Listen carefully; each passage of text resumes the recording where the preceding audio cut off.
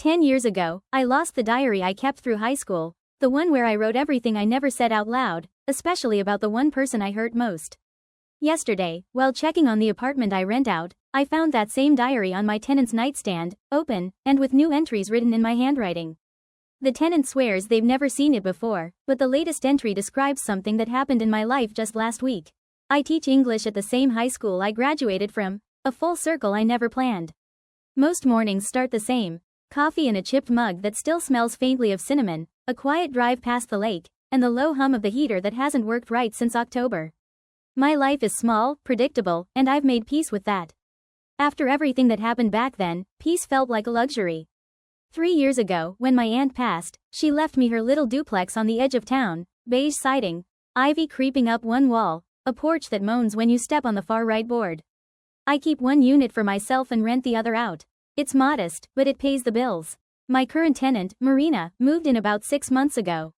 Early 20s, art student, mostly keeps to herself. She pays on time and waters the plants out front without being asked. We nod hello in the driveway, exchange polite smiles, the kind of neighborly rhythm that doesn't require much energy. That Saturday started like any other, grading essays, laundry humming in the background, my cat sprawled across the warm pile of towels. Then came the call. "Hi, this is Marina," she said. Her voice trembled just a little. "Sorry to bother you, but there's water dripping from the ceiling in the kitchen. I think a pipe's leaking." I told her I'd be right over. It wasn't the first time that old plumbing had caused trouble. Still, something in her tone made me uneasy, that sharp edge of panic under the politeness. When I got there, the smell hit first, damp drywall and the metallic tang of rust. The apartment looked tidy enough. A small couch, a stack of sketchbooks on the coffee table, the faint citrus scent of cleaning spray.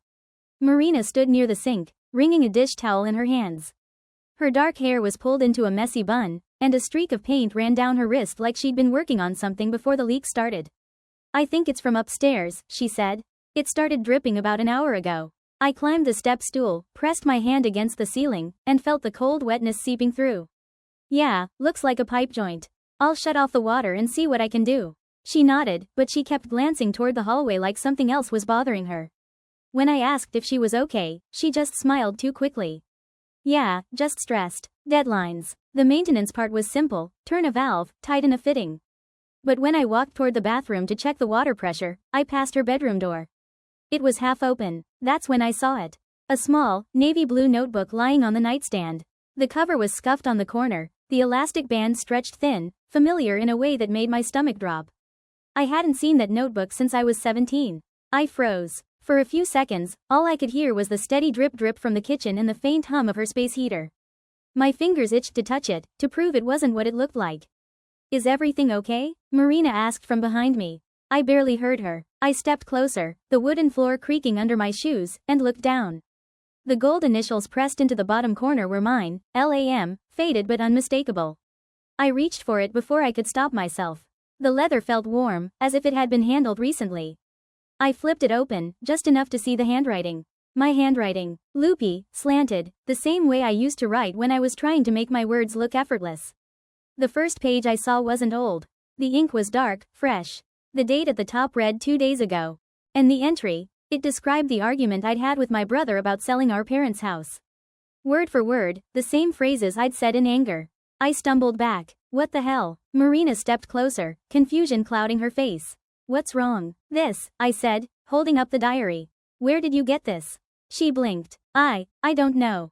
"It's not mine." "It's mine," I said. "It went missing 10 years ago." Her mouth parted, but no sound came out. Then she shook her head. "I swear, I've never seen it before. It was just there when I woke up this morning." I studied her face. She looked genuinely terrified, not guilty, the kind of fear that comes from not understanding. But I couldn't make sense of it either. My heart thudded against my ribs as I flipped through the pages. The early ones were exactly as I remembered, the messy confessions of a teenager who thought heartbreak was the end of the world. But then came newer pages, dates from last month, last week. Each one described moments from my own life, things that had happened privately, things no one else could know. "How could you write this?" I asked. My voice cracked halfway through. "I didn't," she said. Her hands were trembling now. "I don't even own a pen like that." I looked down. The ink was the same brand I still used, dark green gel. The coincidence felt impossible. Then something odd happened. When I mentioned a name, Eli, she flinched. Just a tiny twitch, but it was there. Why did you react like that? I asked. Like what? She said too quickly. I didn't, but her eyes darted toward the window, and for a brief second, her expression softened into something like sorrow. Marina, do you know him? She shook her head. No, I don't know anyone by that name.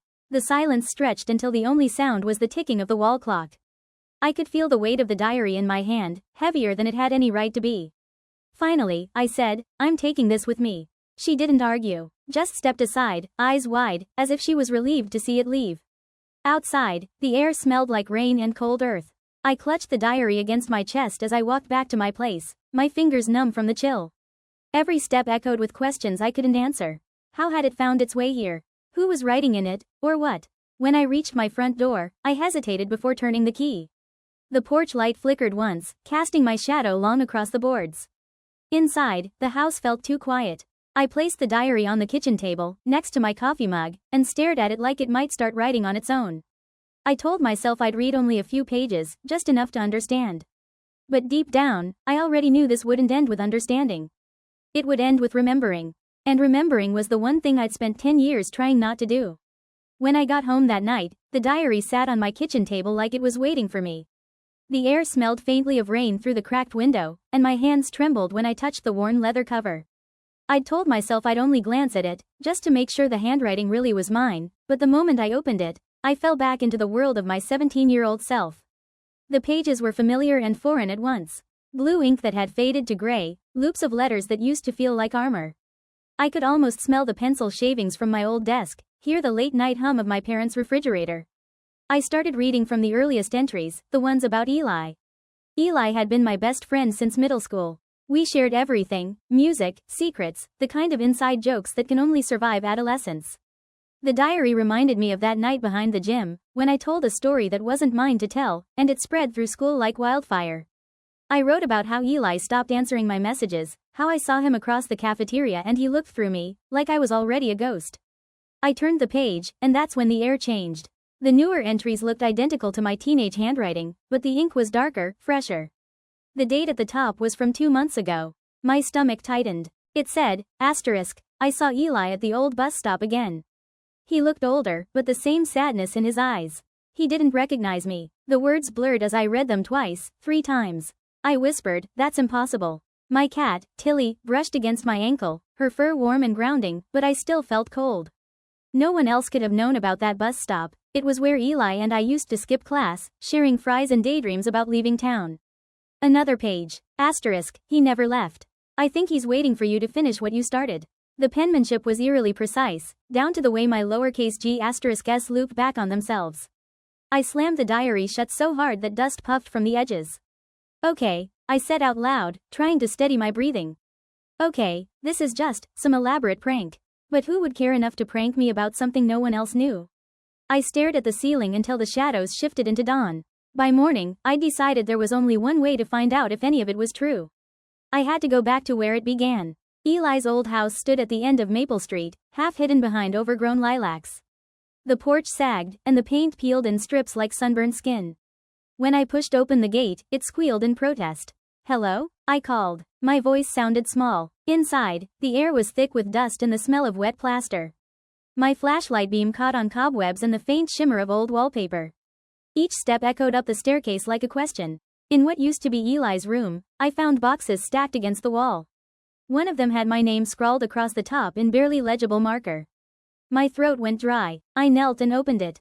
Inside were letters, dozens of them, addressed to me, none of them ever mailed. The paper was yellowed at the edges, but the words were careful, deliberate. Asterisk. I miss the way silence didn't scare us, asterisk one letter said. Asterisk. I wish I'd told you I forgave you before I left. Another. Asterisk. If you ever find this, you'll know I, asterisk, and then the pen trailed off mid-stroke, the sentence unfinished. I whispered, you'll know you what? Wind rattled the window pane, and a loose shutter slammed against the siding. I flinched. The sound rolled through the empty rooms like someone walking upstairs. That's when I noticed something else. On the dresser, a faint dust-free rectangle, the size of a book. The diary could have rested there once.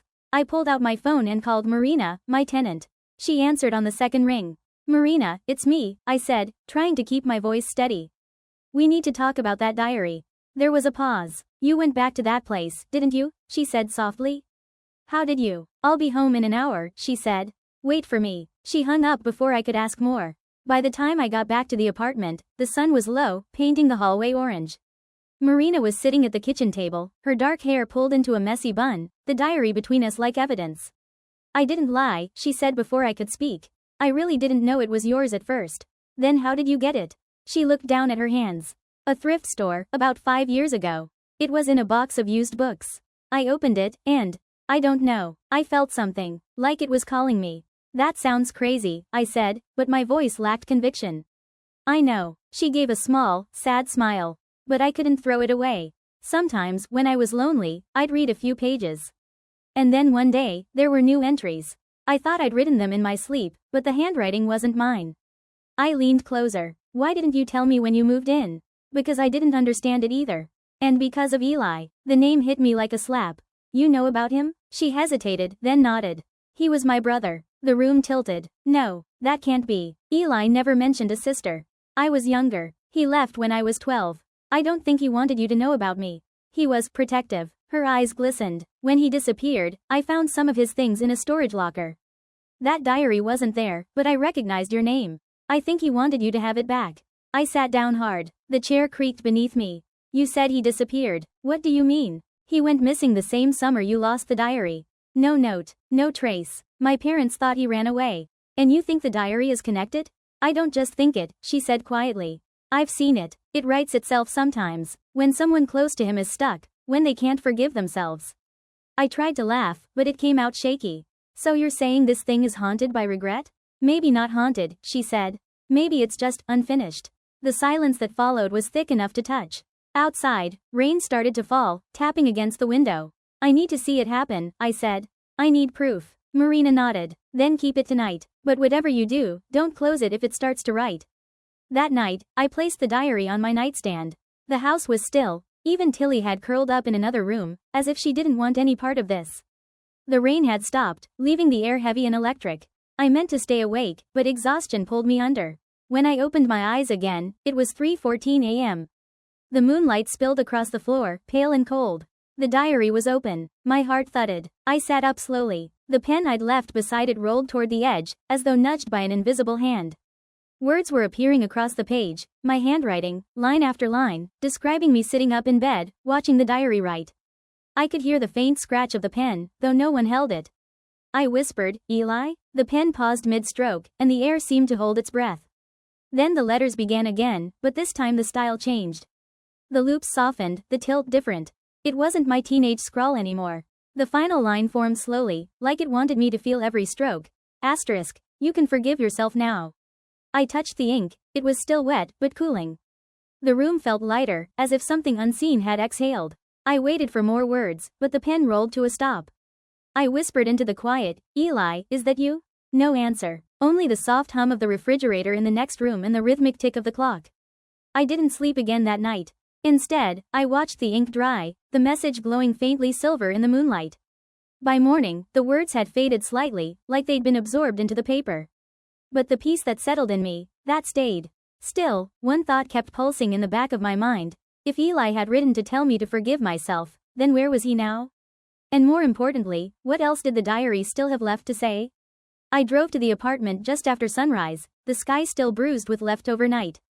The streets were slick from a short rain, and the tires hummed low against the pavement. On the passenger seat sat the diary, wrapped in a faded scarf I'd found in the same box years ago, Eli's scarf. I didn't open it. I couldn't, not after what I'd read in the final entry 2 nights earlier. The words were mine, but they weren't.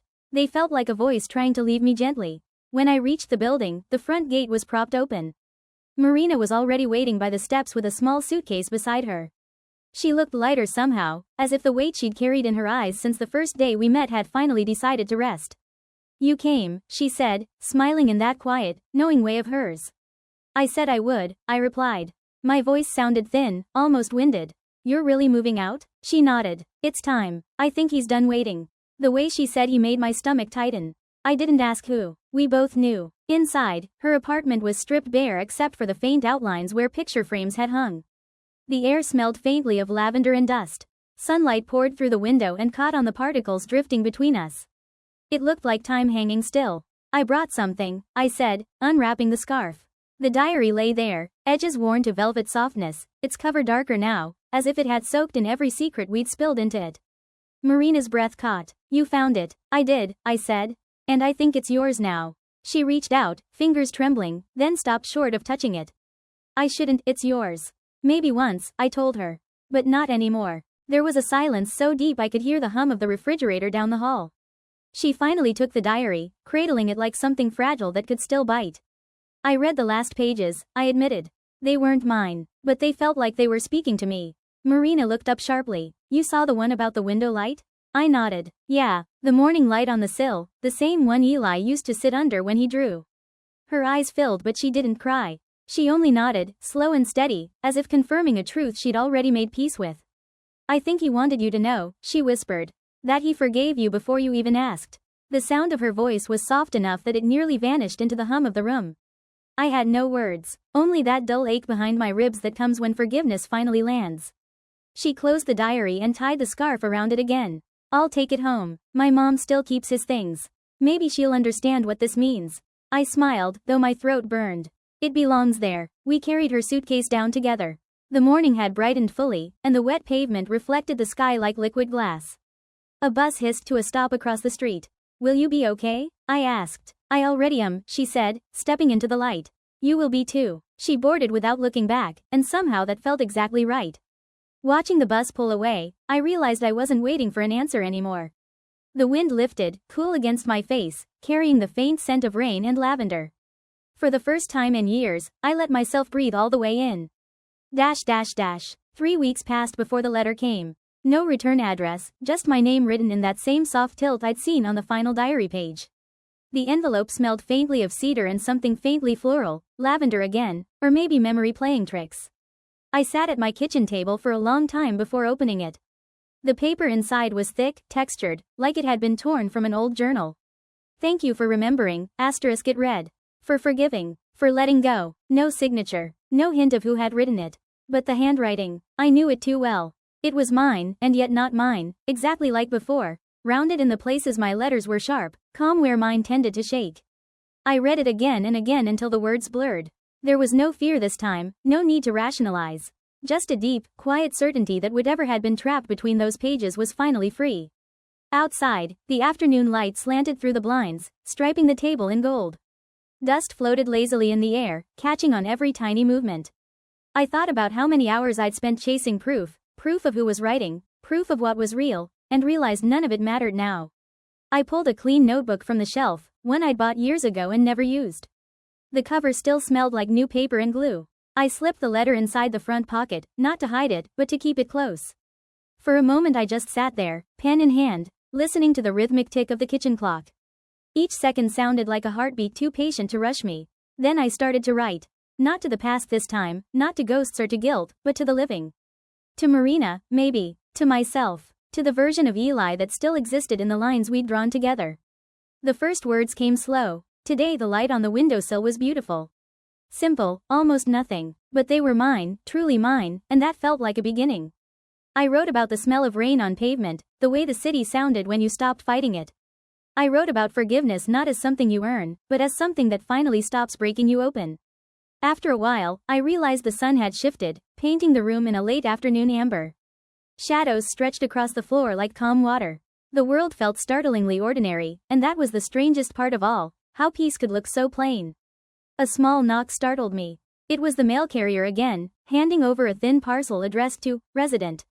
Inside was a key, my old apartment key, the one I'd lost when Marina first moved in. No note this time, just the key resting on folded brown paper. I smiled without meaning to. Maybe she'd found it while packing up. Maybe not. Either way, it was back where it belonged. I hung it on the hook by the door, the metal clicking softly against the wall. That sound, simple, final, felt like a closing line. That night, before bed, I opened the window. The air was cool and clean, and the city murmured below, half asleep. Somewhere out there, a bus sighed to a stop. I imagined Marina stepping off, carrying the diary home, maybe placing it beside a framed drawing of Eli under the morning light. For the first time in years, I didn't wonder what words were waiting for me in that book. I only hoped they were good ones. I turned off the lamp, letting the soft blue of the streetlights fill the room. The notebook sat open on my desk, the letter tucked inside like a promise. I whispered goodnight, to Eli, to Marina, to the version of myself that had been afraid to remember, and felt something inside me answer, quiet but sure. Tomorrow, I told myself, I'll keep writing. But this time, I'll write to stay, not to hold on. And for once, that was enough. Asterisk, approximately 1,160 words.